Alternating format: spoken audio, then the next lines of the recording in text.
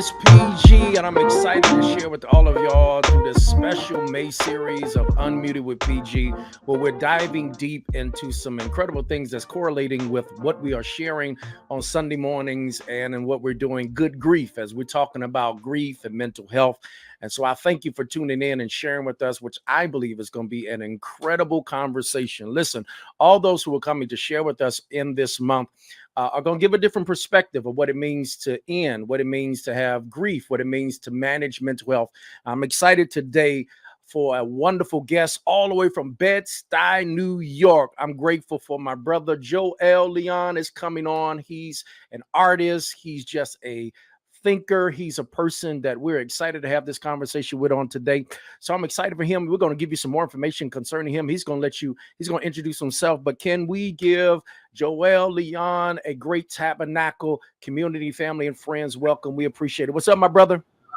Man, Dr. Charles, I appreciate this love, man. I appreciate the support. I'm happy to be here, man, sharing space with you for real, for real. So this is dope. This is awesome, man. Now, listen, you came highly recommended from our friend and our brother, the one, the only, Dante Stewart, the New York Times bestseller. We joke with him. He's doing an incredible job at our church and also with our digital campus. So shout out to him and all those that work with Tab Global. So really appreciate that. So listen, my brother, we're going to jump right in. We were talking, I just had a wonderful conversation where we were talking about grief in the form of death, and it was very deep. I'm not be very honest and transparent with you. It was a hard conversation because I myself was kind of dealing with that when it comes to my own death of my grandfather. So it was a place that I was really struggling. So I want to change this conversation after you introduce yourself, because man, you got so many hats. You're a poet, you're a storyteller, you're a creative director at New York Times. I mean, that is incredible within itself. So I want you to kind of introduce yourself, but I want to have our conversation centered around grief, ending, transition as Black people, as we've been kind of navigating through some rough moments, man. Like, I can't even talk about the pandemic, but there's other stuff that we've been wrestling with, that we've been really struggling with. So Joel, I want you to kind of introduce yourself, talk to the people. We're glad to have you here for Tabernacle and Augusta and Tab Global, but just give a little bit, and then that's where our conversation gonna go. Oh man, first of all, again, Dr. Charles, thank you for the love. Thank you for the intention for the space, and shout out also to Dante, the homie. I mean, you kind of said it, man. I'm a storyteller, for lack of a better word. Born and raised in the Bronx, girl dad to two wonderful but zany little girls, Lila 6, West, who is 2. But a storyteller who tells stories depending on what the medium is called for. You might catch me in a rap cipher. You might catch me in a slam competition. You might catch me on a theater stage, but you also might catch me facilitating a workshop or moderating a panel. The work for me is very much about how are we utilizing art for liberation, how are we utilizing art and language to deconstruct binaries and anything else that would box us in as human beings, as creators, and especially as Black people.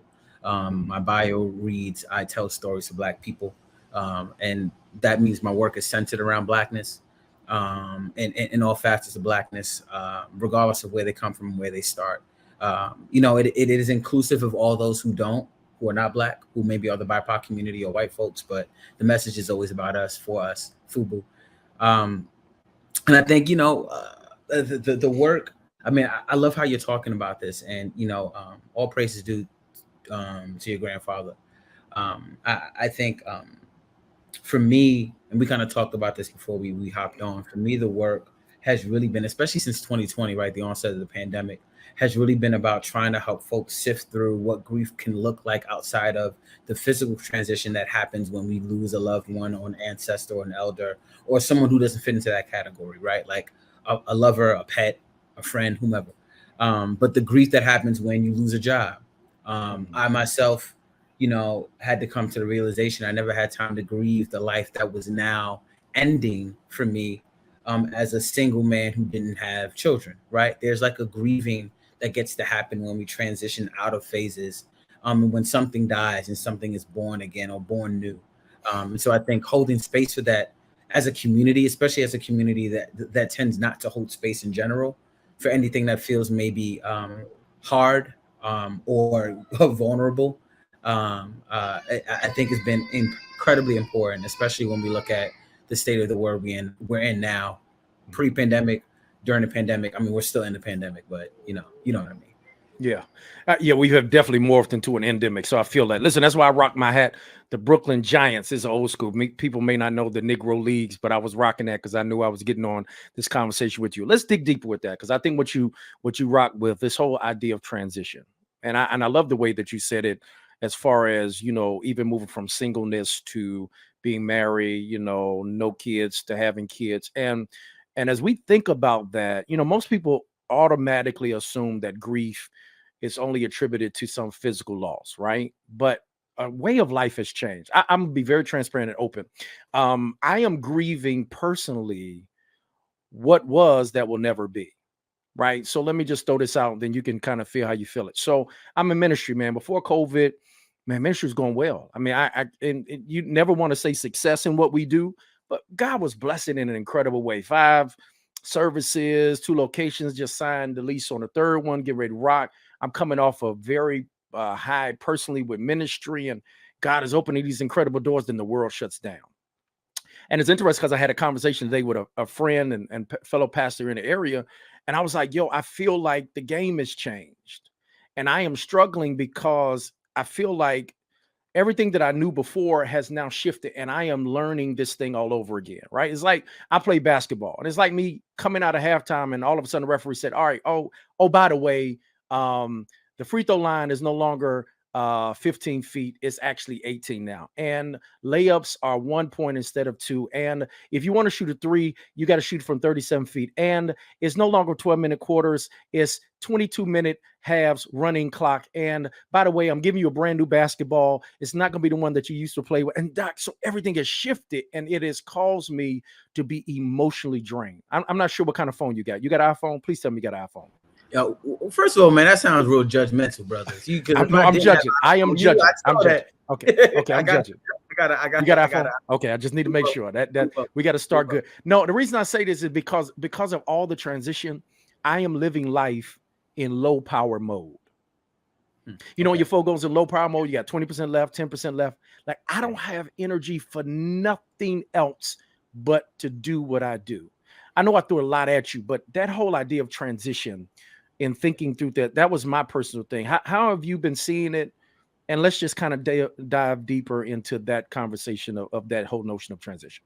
Yeah, well, Charles, I'll give you I think the example you use, I mean, honestly, I think it's probably a little, not grimmer, but a lot more difficult. Like, imagine you playing ball, you come back at halftime and like, oh, yeah, by the way, we're not playing football, but not American football. This is like Mexican League football. Like that's what you're essentially dealing with. Like, like the game has changed in a way that it's not just pivoting, but like it feels like a different game in general, like a different sport. And so part of the work, and I feel like you probably know this better than a lot of folks. It's like, this is an opportunity for us to afford ourselves grace, because there's in that low power mode, in that transition, you're still active though, right? Like, I can still do stuff in low power mode. Yeah. I can text, I can get on IG. And then I think sometimes for us, I know for me especially, like, I'm a Capricorn, like, so I'm very much like didactic, and like things need to be in order, and I can deal with things that live outside of that. But when things aren't in order, I can feel disheveled, I can feel out of balance. And I think the thing that I've been working through most, especially when we're talking about transitioning, is recognizing the season that I'm in. And so, like, if this is the season where, I'm in low power mode, then I can, it's the work to getting okay with that. Like, if I can accept that, I can also know, because I feel like this is probably not the first time you've been in low power mode, right? Like, Absolutely. There's been times when you knew, like y'all got to hibernate this. I have to go in. I had a friend of mine, we having a conversation, and part of the work for me was like, okay, I think I need to pull away from social media a little bit and kind of go more into hermit mode, because I need to rechannel my resources in my light, right? And so part of that for me is like not shutting down, but looking at having better discernment about what what is best serving me in this season and what isn't.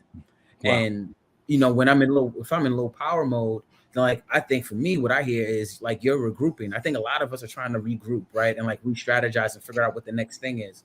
But I think because of the way that you show up in the world, and I think when I say that, I mean like intention, right? Like I think intention plays a big part in how we get to deal with the transitions of the seasons. It's like not every season is going to be a bountiful harvest, even if I've done all the work to plant the seeds that I know will surface in the ways that I've plotted and planned for over the past 6-7 years, But I think because of the work that you've done, and I think the work of some of us has done, we're able to kind of we're better equipped to sit with that shift.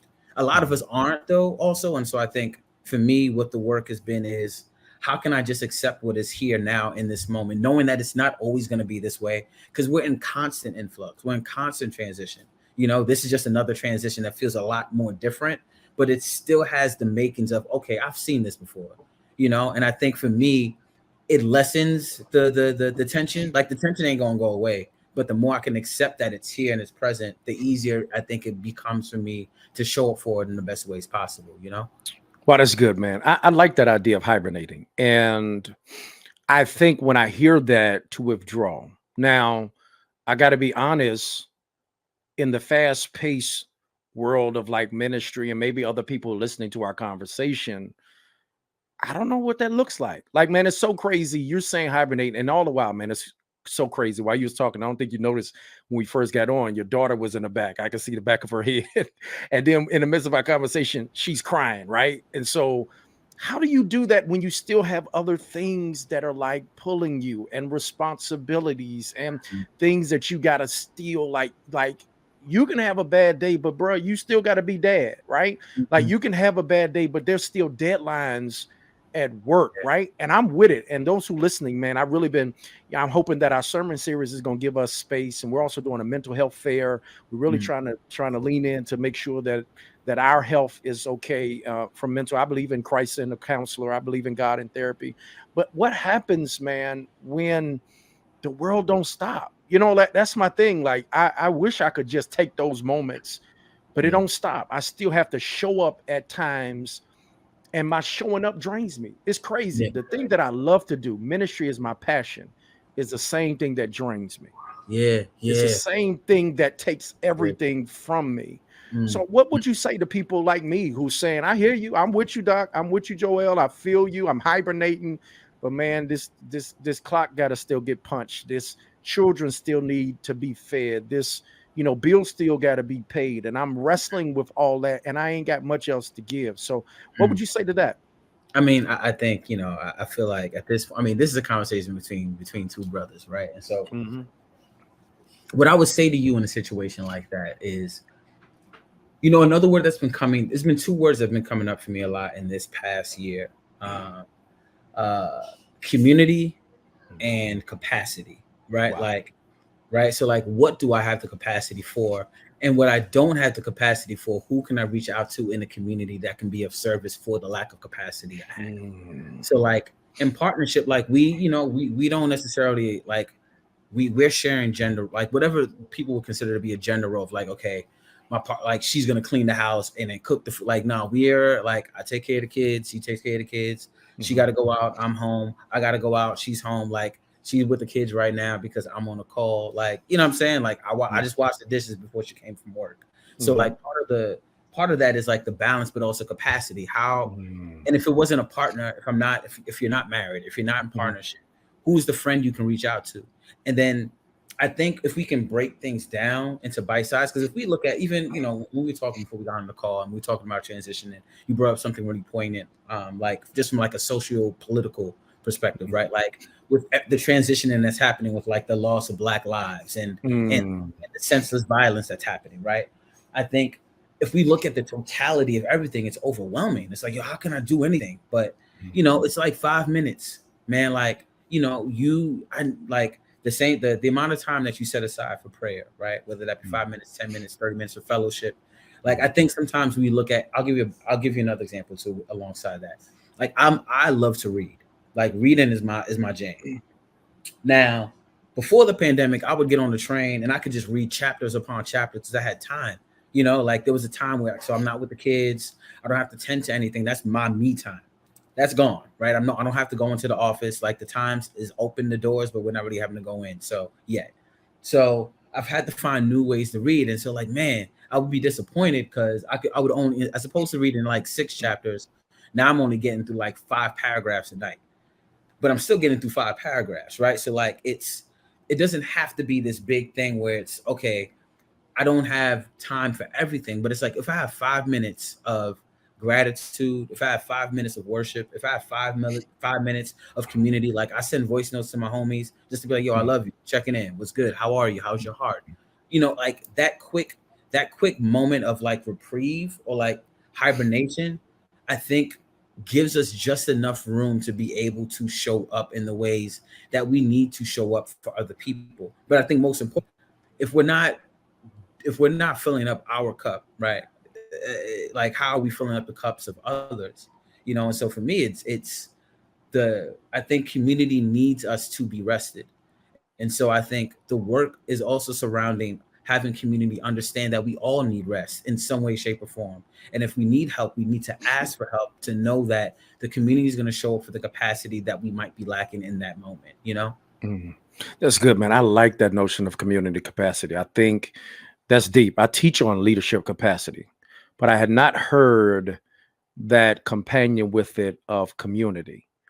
And I will say to those listening, I think, and this is what I discern you saying, that community is some people you got to trust that can oftentimes just let you be. You know, part of that community also has to know what state you're in. One of the things that has been a barometer for me is that in this moment of my life, I really just don't have the energy to manage everything. Now, when I say this, I've learned this, and this is a hard thing, Joel, and I hope this illustration matters. So I love to work out. I love to work out. So I work out. And a few years ago, my trainer was wanting to push me to see what my max in benching can be. Those of you who don't work out, that's where they put as much weight as possible to see how you could max it out. And I was getting up there, man. I ain't gonna front. I was about 235, 240. You know, that was pretty solid, you know. But my trainer said, let me see if we can go a little further. So in the weights, if you go in the weight room, you'll see they have different weights. There's 5 pounds, 10 pounds, 25 pounds, 35 pounds, 45. Well, my trainer grabbed a 2.5 pound weight. Man, by itself, man, that was nothing. Literally, if it was by itself, I wouldn't feel it. Yeah. Can I be honest with you? When they put that thing on that bar, when I was already maxed out, I felt like my chest was going to break. I felt like I was going to break everything in my body. I'm screaming for help. By itself, those 2.5 pounds was nothing. But when you add that little bit of weight to someone that's already maxed out, I was at my breaking point. I say that because that's sometimes how I feel that in life, people don't realize, they assume that they're just bringing a little bit, right? This ain't nothing, but they don't understand that they're adding their little to when you're already maxed out. What helped me in that moment, Joel, was that I at least had a trainer that was smart enough to know that in this season, he don't need more on it. I need to take some off of it. So when you said community, that thing spoke to me, because it's like, in this season of transition and challenge, I don't need people putting weight on. I really need people who can take some of this weight off and help in this moment, that can say, hey, I see you maxed out.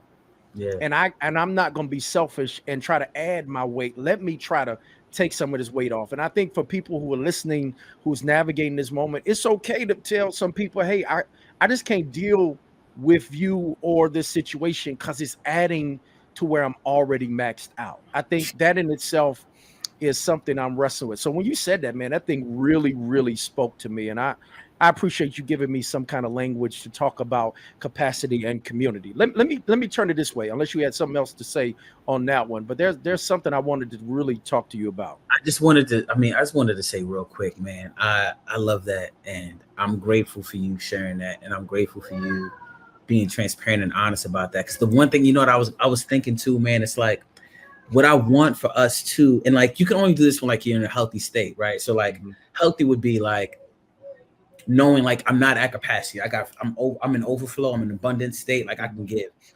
Like when we're healthy though, that also there's like the discernment. So like the trainer comes to Charles and say, hey man, I'm about to add 2.5 pounds. And Charles gonna immediately go, nah, that ain't gonna be it. Like the discernment allows us to, before he even come with the 2 pound, 1 pound, like, nah, bro. This is good. Yeah, I'm good. I'm good right here. And then I think too, though, what, you know, as men, as Black men, we push ourselves, right? Because we feel like we're supposed to, because we have to. And I think what I've been trying to get to brothers, man, is like we don't, you know, but that's a community effort, because it's not just us. Like there are folks who kind of perpetrate that idea of you got to do more, you got to push more. But if I'm at capacity, I'm of no service to anybody. You know, and then like discernment is also allows us the ability to have people in our space who, to your point, who are not going to add that extra weight, and who are also, when you communicate to them in a loving manner, like, listen, I love you. I don't really have the time to sit with this thing. Maybe 3 weeks from now, maybe 2 days from now, but there's A, B, and C is going on. That person can then go, I hear you. I see you. Let me know what I can do for you, because I'm at capacity. Or they can be like, I'm at capacity too, you know, and maybe I'm mad and I can't deal with that. But like, I think the more we can be transparent about where we are, the easier it is for others to show up for us in those moments, you know? So thank you for saying that, man. Cause I think that's a really important piece that people leave out about capacity. That's dope. Well, you mentioned it. Let's go there. We Black brothers, man. And how are we to discern this moment? Like, I can't explain this to people outside of our culture, but man, there's a weight I feel as part of the Black community that I just can't shake, right? Like, there's a part, man, I will admit to you, I was naive a little bit. Grew up in spaces, man. I'm from Greensboro, North Carolina. I've been graced to kind of be to do very well in some white spaces, in other spaces, to get the chronicle as the, you know, the good one, right? Like we successful, right? To the point where those around me, not in my community, try to uphold me as this role model. Hey, look, if PG can do it, anybody can do it, right? So I've had to wear that weight. Well, man, can I front? I got to be honest, man. This last couple of years, man, with the pandemic, exposed the health inequities to our community. I'm still reeling from 2020 with the George Floyd and what was supposed to be this big racial reconciliation, that everything is supposed to change and things are supposed to be better, and we supposed to be on equal footing, and all racism is supposed to be eradicated and done. And here we are 2 years later, and I can't tell you any substantively things that have progressed for our people and our community. And there's a sense that I am feeling a hopelessness. Now let me preface it. I believe, I got hope and faith, but there's a hopelessness I feel in almost government. There ain't been no voter reform, ain't been no police reform, ain't no promises of student debt. Everything seems to be, Doc, they making up stuff on CRT and can't define it. There seems to be like, you can't even talk about history now in schools. And it's like, how did we get here, right? And I'm just so kind of, I can't explain it. It's so I can only talk to our people about it, right? Because no one else seems to understand. It's like, you know, I'm not complaining, but I just got this sense of like dread, like what in the world? So let's have that conversation about our community, man, who's reeling and trying to figure out, all right, this pandemic has exposed a lot of inequities that we just have no explanation for. And man, brother, I ain't gonna front. I pray for you raising kids now. Like it is crazy. I gotta lead people in this season, and I oftentimes just be like, I can't make sense of it either. You know what I mean? So what do you sense, man? You work in New York Times, you're a storyteller, you're an artist. I know you got your ear to the streets, and just, man, how do we discern this transition moment as a people? Like, what have you been thinking through about that? And thank you, man, for saying all that, because I think you wax poetically on a lot of the different people that are that we're struggling with, that we're dealing with, that we're sifting through, that we're transitioning from it. And I think, you know, I was having a conversation with a friend of mine, a white woman, and we weren't talking about race, but she was like, you know, Joel, she's like, normally I can feel like I know what direction we're headed in, like as far as like the world is concerned. Like she's like, I can have I feel like I have a general outlook of like where we're going. Like I have my intuition is good. And she's like, she's like, is this off? Everything is off. I don't know what's wrong with me. And I was like, there's nothing wrong with you. Everything is wrong with what we're doing here. Mm-hmm. You know, like, you know, it's because the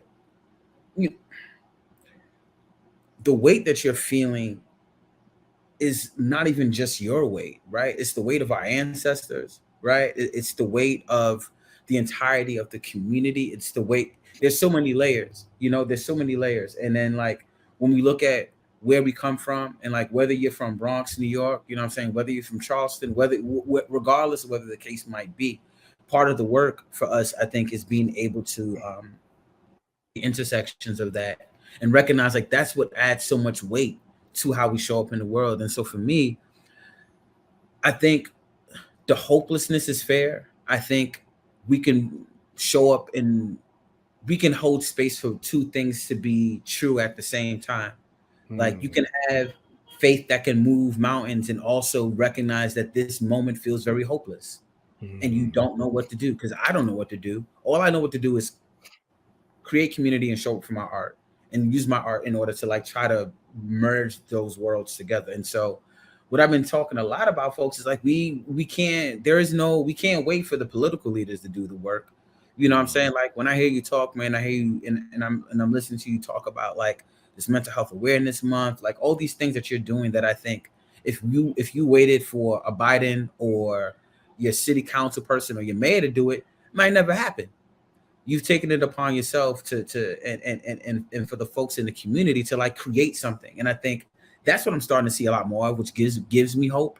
Like folks are going really granular with like how we're showing up for each other. So it's like, oh, I'm gonna open up this coffee spot that's like available to the homeless, or you know, like when my homegirl, she just opened up a yoga studio here in Bed-Stuy that's primarily for the BIPOC community, specifically for Black folks. You know, like the same white friend I mentioned to you, she has a friend who's created an app for Black women who are in need of a doula. You know, and like who can't find it, who come from low income communities. You know what I'm saying? It's like, how are we taking the work upon ourselves? And so there's weight to that, but I think there's also a strong sense of liberation in that. So that if PG comes to me and is like, brother, I don't got the capacity, me as Joel can go, brother, I got you. Like, what do you need? And then, oh, do we need to create fellowship here? Oh, and then like we find like-minded individuals who are trying to do the work, and then we create together. You know what I'm saying? Because like if you got a piece of bread, I got a piece of fish. You know what I'm saying? She got some tomatoes. They got a can of sardines or whatever. We got a meal. You know what I'm saying? And like whatever's happening on the outside of that table doesn't really affect us while we're in the home together. And so I think part of the work is trying to be as inclusive as possible with regards to how we show up for community, or recognizing the answer to our liberation is not going to come from them. Like I kind of gave up on that right around the beginnings of the pandemic. You know, like after Trump was elected, for me, it exposed just how fragile American democracy is. You know, because I feel like we've been in bubbles, man. You know, like I go on my Twitter feed and it's like it's light and rainbows and like, you know, reform the police and abolition, and it's all this talk, right? And then I'll go on my Twitter search and like I'll see somebody trending like a Candace, or you know what I'm saying, a Tucker, you know, all these other like folks who just saying nothing. And like you see the retweets and like the follows, and there's a whole collection of folks who are very much adverse to democracy, to freedom, to liberation, to Black rights, to us having the opportunity to vote.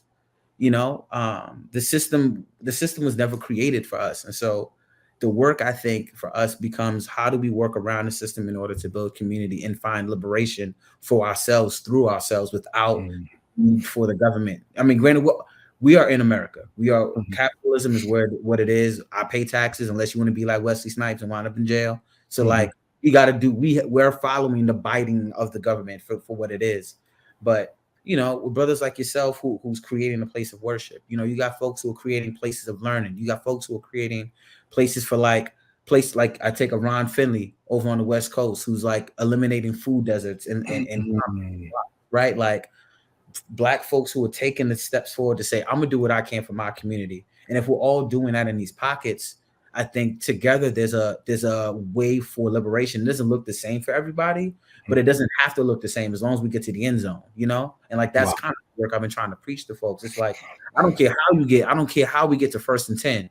You know what I'm saying? Like it could be Hail Mary, you know what I'm saying? It could be a quarterback sweep, whatever. But like we're still putting points on the board, and that's what that matters. Yo, that's good. And I really second what you said. I think it's work, but it has to be intentional work. And I just realized, and you said something that sparked this. At anything, one of the things that the pandemic really exposed that I think I struggle with, and that's why I'm really trying to focus on now, the pandemic, and even beyond that, and talking about the injustices and so much other stuff that I just felt the weight. The reason why I felt so depressed about it was because I wasn't in control. What makes it feel hopeless is when you feel like you can't control anything. So what you said is something that I've been trying to take effort with this year. I made a decision this year, man. I was like, you know what? I'm emotionally drained. I'm tired, but I want to control what I can control, which means I'm not going to let those things try to take my happiness away from me, right? Like I'm tired, but you know what? There's some things I like to do, and I'm going to do it. I can't sit here and worry about what's on my social media feed. If I got to get myself away from it, I'll do that, and that's fine. But I want to control what I can control, which means there's certain things that I'm just going to do that are non-negotiable, and I need that because they bring happiness to me. And if no one else is going to be happy, I'm going to find that glimmer for me to be happy. I love what I do. I love to read like you, my brother. I work out. That's the thing that I just have to have. And so I just made a decision. You know what? I could sit there and feel deflated for things that I can't control. Let me find the things I can control and let me try to focus on that and give my attention to that in seasons and moments, because man, I go crazy. I ain't gonna front. I was at a breaking point. I would just like, I'm tired. If there's another variant that come, I don't know what I'm gonna do. If I see another Black person killed, man, it was just overwhelming. I was like, I don't know what's happening. I can't, man. So I just had to say, you know what, let me step back and let me just learn how to control what I can control. And it's done wonders. It has allowed my mind to get away from stuff, and I'm cool. I'm like, there's some days I don't want to look at my phone. I don't turn on the TV. I may just sit there and play video games. That gives me happiness. You know what I'm saying? Let me just get away and just say, hey, man, this is my moment, and I'm going to control what I control. Listen, things going to happen. I'm still got, my belief in God. My faith is always strong, but there's some things I need for me, because, man, I was getting consumed by everything. I was listening to every news thing, and you work in news, so you understand, man. Like it seemed like every feed was coming by, everything was happening. I told my church I didn't even watch the confirmation of attorney Ketanji Brown Jackson. I knew she was overly qualified, but I didn't want to watch it because I'm like, I'm gonna spare myself, because I know it's gonna be a show and it's not even gonna give any glory to. I said, man, I'm saving myself. I made a decision that I'm not even going to do that. So I think, man, what you just said, taking ownership, and we want to give people insight, man, and just give them permission. Hey, man, control what you can control. And like you said, those other people you connected with, they just say, hey, I'm going to work in my area. If I can help my family, if I can help my community, if I can reach out, regardless of the larger narrative that at times seems so depressing and so rough, man, it is hard being Black in life now, right? Like carrying this badge of Blackness, which I love. I'm grateful that God has graced me. I think that we're a beautiful people, but it's a lot to kind of try to sift through everything with that together. Yeah, that's what you said, that thing really helped me. Can I? And I just want to affirm you in this moment, man, because I think you mentioned something about going through the depression, and thank you for speaking truth to power.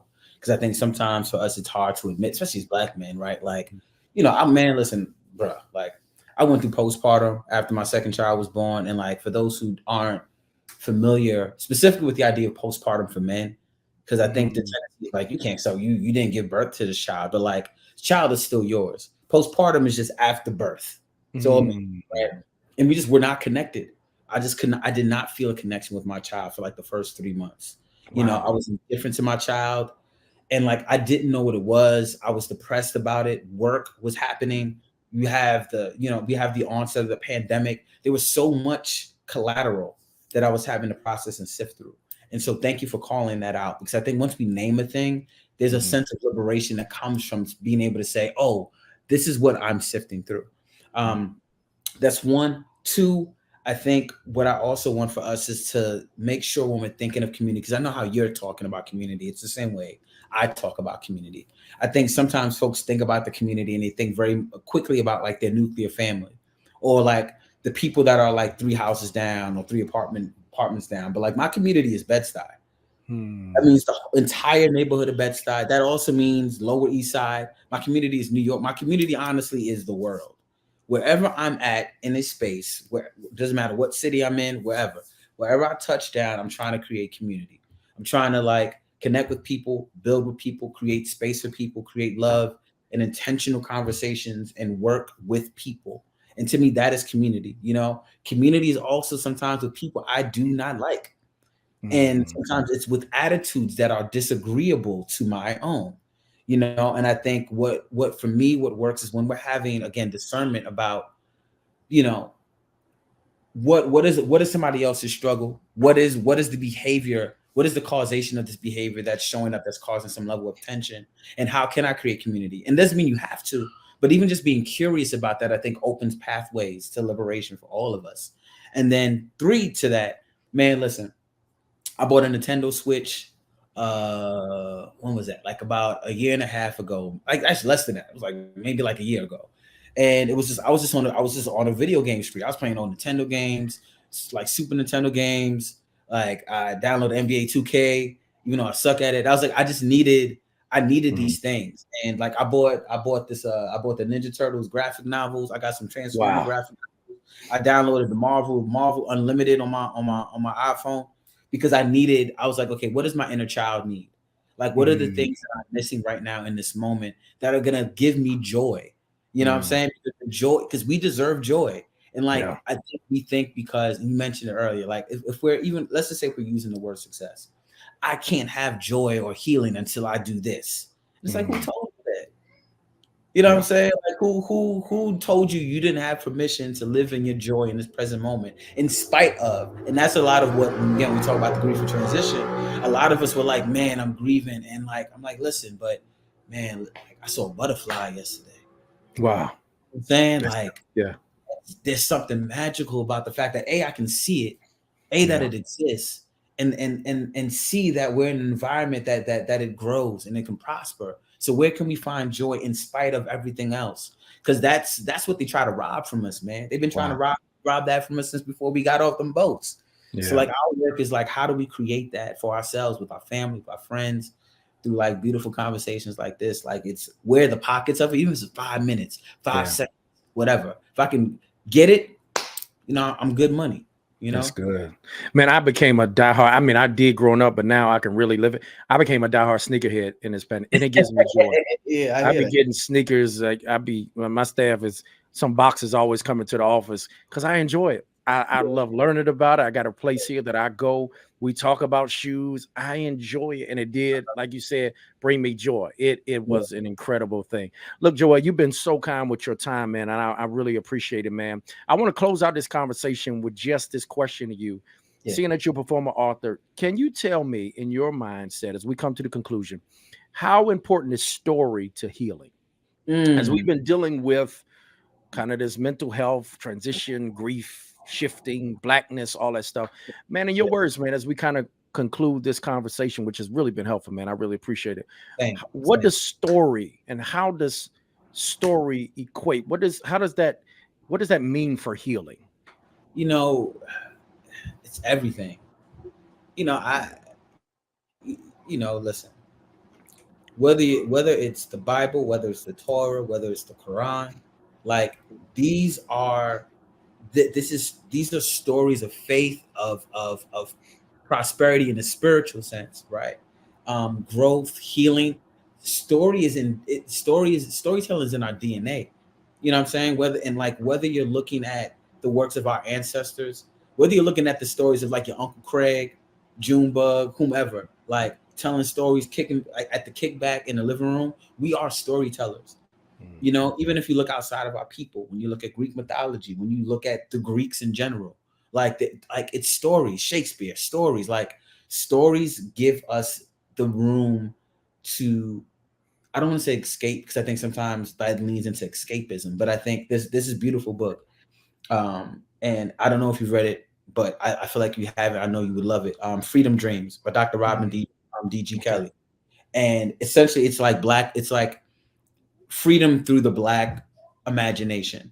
And what Robin talks about early on in the book is poetry as a means to find liberation, because it's so freeing, because that lack of structure, in a sense, allows us to reimagine other structures that are trying to contain us. And so for me, storytelling has been the way I have found healing, you know, and the telling of a story, right? And it doesn't have to be like an article in the New York Times or a story that's featured somewhere. It can be a testimony, right? On Sunday. It can be the story you tell at dinner, right? You know, the stories that I don't know, my daughter just kind of just busts through the door, like she has no respect. You know what I'm saying? But like there's gonna be a story in that somewhere. Like there's a story in all of us that's kind of waiting to be told. And I think the act and art of telling that story and telling those stories is what keeps us alive. Like I've been recording my mom. You know, my mom is like 75. And you know, I haven't had a sign like a release or nothing like that, because I've been recording her on the low, so she doesn't know, because if she knew, she wouldn't let me do it. And I may not do anything with those. Like I'm not gonna put, I may put her, I put like a snippet of her vocal on like a song I was playing with. But other than that, I'm just capturing them, because when she's not here, when I'm not here, who are telling our stories for us, right? And so part of the work, I encourage folks, man, like whether it's a gratitude journal, whether it's just a regular journal that you're just putting down your thoughts, your feelings, your goals, your aspirations, whether you're writing a poem, an essay, a haiku, whether you're writing a love letter, whether you're writing a note to your bishop, to your pastor, like put the thing down. You know what I'm saying? Put it on paper, keep it, because like those stories mean something. Those are things that we get to pass down to other generations, because when we're gone, our stories leave with us, unless we do the work of passing them. You know, like there are stories that we pass down, like Black fables, African fables, because we talk to each other. And the more that we talk with each other and share our stories and our experiences, the more we heal together, you know? Man, that's good, man. That's the way to end, man. I want to encourage those who've been listening to this conversation, man. At this time, find your own happiness. Find things that you enjoy to do. Listen, it's a lot out there. You find happiness, but also diving into the stories. I think that is so deep and that is helpful. And I hope that you keep telling that story, whichever way you are. You ain't got to be on New York Times like my brother here, or like Dante write a book, but all of us have stories that give us hope and give us inspiration. Joel, thank you so much for sharing. Can you tell the people where they can meet you? Can they connect with you? Just give us something so that we can make sure that we stay connected with you, my brother. Yeah, absolutely. You know, you can find me on Instagram. I am Joel, Joel, Leon, Leon. I'm on Twitter, Joel, aka MAG. You gonna stay on Twitter? You know, we about to have a shift. Yeah, man. You know, we're gonna talk about that. I don't know. I don't know. Conversation. That's brother. Another conversation. That's another conversation.